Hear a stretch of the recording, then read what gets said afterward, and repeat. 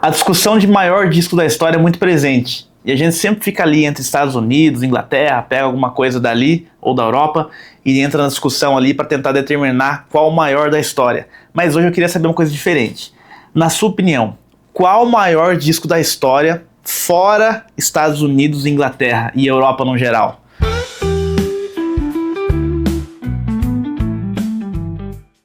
Fala, meus amigos, aqui é o Neto, está começando mais um Entre Acordes Podcast. Antes de mais nada, quero pedir para que vocês se inscrevam por aqui para receber novos episódios e também sigam o nosso Instagram, @entreacordes.blog. Pessoal, quando a gente faz aquelas listas ou procura na Rolling Stone, vê por aí nos portais de maiores discos da história, pega o top 10, lá tá lá. Beatles, Jimi Hendrix, King Crimson, Led Zeppelin, Bob Dylan, tem tudo. A gente já sabe que são os europeus, os americanos ali e tudo mais. Mas eu queria saber, fora esses, de lugar comum que já conhecemos, fora daí, América do Sul, Oceania que seja, África, qual o maior disco da história desses locais? Fiquei pensando ali, entrou nessa discussão e esse vídeo é mais uma provocação, uma indagação para vocês. Eu vou dar minha opinião, mas eu queria levantar, porque pouca gente fala sobre isso, discute sobre isso. Eu sei que isso não vai determinar nada, mas é legal pensar assim, da onde que vem, sem ser os grandes eixos ali da história da música, consolidados, onde a música se popularizou e virou referência. Da onde que seria, de onde que saiu a grande obra-prima do mundo? Muito interessante pensar isso. Eu coloquei aqui 4 países pra gente dar uma discutidinha, e talvez seja um pouco polêmico, vocês vão falar, mas esse cara aí gravou também lá na Europa. Tudo bem. Mas estou falando pela cultura, pela dificuldade em prol da onde essa pessoa nasceu e viveu e da onde vem a musicalidade dela. Então é tudo isso, tá? Vai entrar aqui, mas tá aberta a discussão, tá tudo certo. Deixa nos comentários aí, fala assim, não, tá tudo errado. O disco mais importante da história é aquele do interior do Japão lá que não tem nem Spotify. Tá bom, vamos discutir. Mas eu trouxe aqui hoje o tema e eu separei 4 países pra gente conversar. Brasil, Jamaica, Nigéria e Argentina. Acho que esses 4 países têm conteúdo aí que a gente pode entrar para discussão. E olha só, eu não estou colocando aqui meu favorito puro e simples, tá? Assim, o meu favorito. Que daí eu vou dar um exemplo. Eu sou muito fã de... sei lá, sou muito fã de Legião Urbana, o que seja.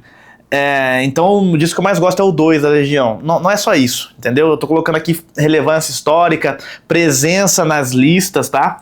Então assim, esses discos aqui aparecem frequentemente nas listas relevantes e mais importantes do mundo de maiores álbuns da história. Eles são reconhecidos mundialmente. Então coloquei tudo isso na balança pra tentar elencar aqui, fazer um campeonatinho aqui e ver quem que ganha, tá bom? Então no final eu vou dar minha opinião do qual que eu colocaria como maior. Então vamos lá, vamos começar com o primeiro da lista. Já vou jogar pra ganhar, tá bom? Vou começar com um disco brasileiro, e é isso, pessoal, é isso que eu falo. O Brasil, ele já aconteceu, ele já teve relevância, já foi bom, ainda tem coisa boa, mas tá jogado no lixo, a gente triturou tudo e jogou fora. Mas a história nossa é boa, é relevante. A Bossa Nova não é sobre Bossa Nova, mas a Bossa Nova já foi muito relevante mundialmente, e o pessoal até hoje toca lá fora discos de bossa nos estúdios e lugares e festas, então assim, muito mais que aqui. Então a gente tem coisa boa aqui, e um disco que pra mim é um fortíssimo candidato a ganhar é o Clube da Esquina do Milton Nascimento e Lô Borges, de 72. Pra mim, se existe um disco que pode entrar numa discussão mundial brasileiro, é o Clube da Esquina. Esse disco ele reúne MPB, jazz, música latina, erudita, harmonias complexas, folk, tudo isso lançado no Brasil nos anos 70, tem uma bela capa inclusive. É um disco que provoca, você ouve ele é longo, né? Ele é duplo, salvo engano, e reúne ali clássicos, Um Girassol da Cor do Seu Cabelo, cara, Trem Azul, muito bonito por si só, o disco sem, né? Mas assim, tudo que envolve ele, e ele é o que mais aparece, eu acho que de todos da lista aqui, é que tem um aqui que vai bater lá em cima também. Mas assim, mais forte mesmo, fora desse eixo que a gente tá falando, Clube da Esquina. Eu sei que tem outros discos brasileiros, nem é meu preferido isso daqui, tá? Talvez se fosse o meu gosto pessoal, assim, vou cravar um brasileiro, talvez seria o Elise Tom. Elise Tom, que é de 72 também, acho, né? Ou 4, acho que é 4. pra mim é uma obra-prima mais, sabe assim, monumental, que eu tenho orgulho de pegar na mão e falar, olha isso aqui. Isso é Brasil. Mas isso aqui também, tá? O Clube da Esquina. Então acho que é um bom candidato, cara. Você olha aí em qualquer listagem, ele tá pum, sabe? Assim como o Novos Baianos, Acabou Chorar, que também é um bom candidato. Tem outros, mas o Clube da Esquina, eu fiquei pensando assim, olhando as listas, eu falei, olha, isso aqui, cara, e é mundialmente reconhecido. É normal você ver pra vender lá fora, ou ver pessoas em listagens. Ele é um disco muito relevante. Em todo lugar tá sendo falado. Até um hype meio acima do normal, assim, mas tudo bem. E então eu colocaria ele como uma boa opção. Já a minha segunda opção, esse vai ser um pouco polêmico, seria o Exodus, do Bob Marley and the Wailers. Eu sei que esse disco aqui foi gravado na Europa, né, em Londres. Eu entendo isso. Só que eu tô trazendo aqui as raízes do reggae, a cultura de uma pequena ilha, pequenininha, lá na Jamaica. Artistas jamaicanos, um som muito tradicional da Jamaica. Você não ouve isso e na hora você sabe de onde é. Muito característico.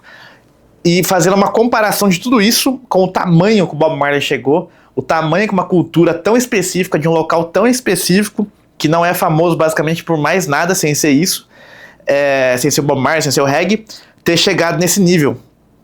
Então assim, eu vou colocar meio roubando o Exodus aqui. Se for em termos de popularidade, ele vai ganhar de todos aqui, mas não sei se ele seria o maior, sabe assim, pra mim, porque daí um disco como o Clube da Esquina é uma coisa ainda mais enraizada do que ele, que ainda tem raízes ali inglesas e tudo mais, tudo bem. Mas eu acho que vale muito a gente colocar ele na discussão. Então, Exodus do Bob Marley talvez seja um grande disco sem ser Europa e Estados Unidos. E o que você acha? Vamos pro terceiro disco, tá? São só 5, beleza, pessoal? 5? 4. 1, 2, 3, 4. 4, tá bom? Vamos pro terceiro disco. Tô falando agora de Fela Kuti. Muita gente gosta de Fela Kuti. Fela Kuti virou um cara grande, né? Fora da Nigéria. É um cara que fez feats, né? Participações com diversos músicos americanos, ingleses. Tornou sua música bem tradicional africana, conhecida mundialmente. Também tá presente nas listagens aí. Eu tô falando do disco... Estou falando do disco Zombie, de 76, é um disco bem carregado, né, bem afrobeat, raiz mesmo assim, né? O Clube da Esquina é bem brasileiro, o Exodus é bem jamaicano, e o Zombie é bem nigeriano, bem afrobeat, bem essa onda. Então, é bem interessante que esse disco aqui não é só um disco bom por si só, e dançante, envolvente e hipnotizante, que ele é um grande disco, como quase todos do Fela Kuti, é um grande artista, mas... ele também foi um ato político. Eu tenho até uma colinha aqui. A faixa título critica diretamente o comportamento do exército nigeriano, comparando soldados a zumbis, por isso desse nome. Então, isso foi um disco que abalou o governo na época. Enfim, deu toda uma representatividade ali, uma voz para o que ele estava querendo defender ali. Então é bem interessante, que não é só assim um disco, ele tem uma história relevante por trás, então vale a pena colocar também como um fato histórico, mas por si só ele é muito reconhecido. Tem até outro disco do Fela Kuti, cara, puta, queria lembrar que é muito do mesmo nível. Deixa eu colar um segundo, desculpa gente, primeira vez que eu vou pegar o celular numa gravação, acho. Calma aí, mas vale a pena. Que poderia entrar, sabe, nessa discussão de qual o maior do Fela Kuti, eu fiquei até na dúvida assim, mas eu falei, cara, pode ser o Zombie. Mas quer ver aqui, ó? Eu acho que o nome é Aphrodisiac. Quase certeza. Mas eu acho que esse daqui... E eu vou deixar a recomendação aqui. Um disco muito bom, que não tem muito a ver ainda. Mas é do Fela Kuti com o Ginger Baker. Do Cream. Do baterista do Cream. Total... nada a ver, assim, a figura, a ideia de música. E deu total a ver musicalmente. É um álbum que eu escutei por muito tempo. Gosto muito. Tá na minha lista de favoritos aí. Mas fica a recomendação. Então, queria colocar esse disco do Fela Kuti como um grande candidato. Vamos agora falar de Argentina, que nós não gostamos do futebol, mas eles têm muitas coisas boas lá. Artaud, disco Artaud, de 73, do Luiz Alberto Spinetta. Vou confessar pra vocês, música em espanhol não é muito minha onda.